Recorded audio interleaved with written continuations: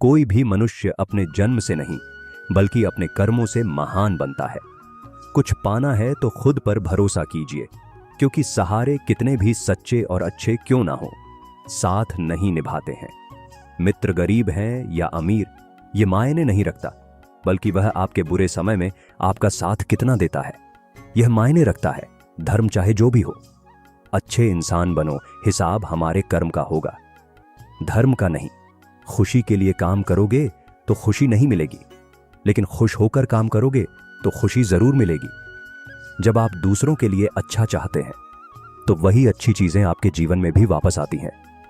यही प्रकृति का नियम है। आपका मूल्य इससे तय नहीं होता कि आप क्या है, यह इससे तय होता है कि आप खुद को क्या बनाने की क्षमता रखते हैं। हंसता हुआ मन और हंसता हुआ चेहरा, यही सच्ची संपत्ति है।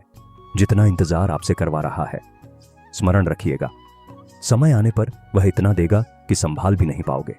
कोई आपका साथ ना दे तो निराश मत होना, क्योंकि परमात्मा से बड़ा हम सफर कोई नहीं होता। खुशी आजादी पर निर्भर होती है, और आजादी इस बात पर निर्भर होती है कि आप कितने साहसी हैं। विश्वास के बगैर इस दुनिया में कोई रिश्ता ज्यादा देर तक कायम नहीं रह सकता। यदि किसी भूल के कारण कल का दिन दुख में बीता है तो उसे याद करके आज का दिन व्यर्थ ना करें। बहुत से ऐसे लोग हैं जो कर्म करते हुए ही परम सिद्धि को प्राप्त हुए थे। जनक इत्यादि ज्ञानी जन भी आसक्ति रहित कर्म द्वारा ही परम सिद्धि को प्राप्त हुए थे। इसलिए मनुष्य को हमेशा अच्छे कर्म करने चाहिए और फल की अभिलाषा से दूर रहना चाहिए।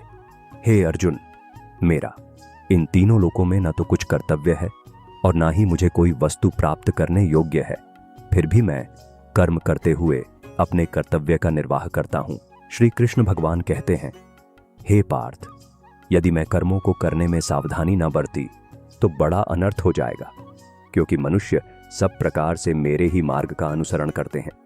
इस दुनिया में हारे हुए इंसान की और तकलीफ में पड़े हुए इंसान की कोई मदद नहीं करता, और अगर कोई इंसान सफल हो जाए तो उससे कोई खुश नहीं होता। इसीलिए अपना दुख किसी को बताओ मत और अपनी खुशी किसी के आगे जताओ मत। मनुष्य का आहार हमेशा सात्विक और संतुलित होना चाहिए। जिस इंसान को यह समझ नहीं कि क्या खाना चाहिए, कितना खाना चाहिए, कहां खाना चाहिए और कैसे खाना चाहिए, वह परमात्मा को कभी नहीं पा सकता।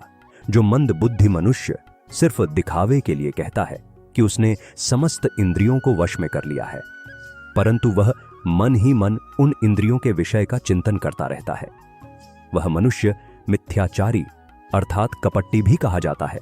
जो पुरुष परंपरा से नहीं चलता, सृष्टि चक्र के नियमों का पालन नहीं करता, अर्थात अपने कर्तव्यों का पालन नहीं करता, वह इंद्रियों के द्वारा भोगों को भोगने वाला पापी पुरुष व्यर्थ ही जीता है।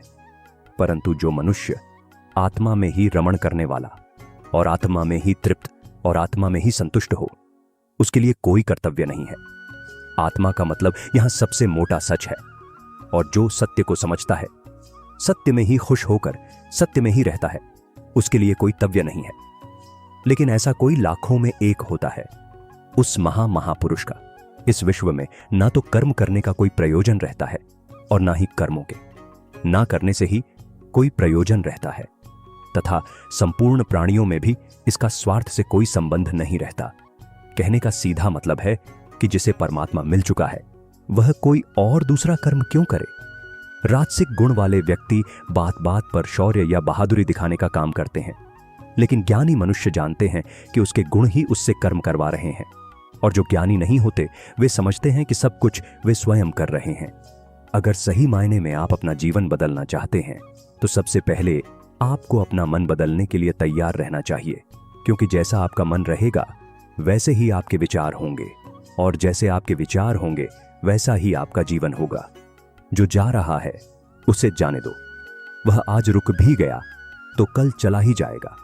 आप जितने सरल सीधे और नरम दिल के रहोगे उतना ही चतुर और बेईमान लोगों द्वारा डरा दिए जाओगे। जिंदगी में सब कुछ दोबारा मिल सकता है, पर समय के साथ खोया हुआ रिश्ता और भरोसा दोबारा नहीं मिलता।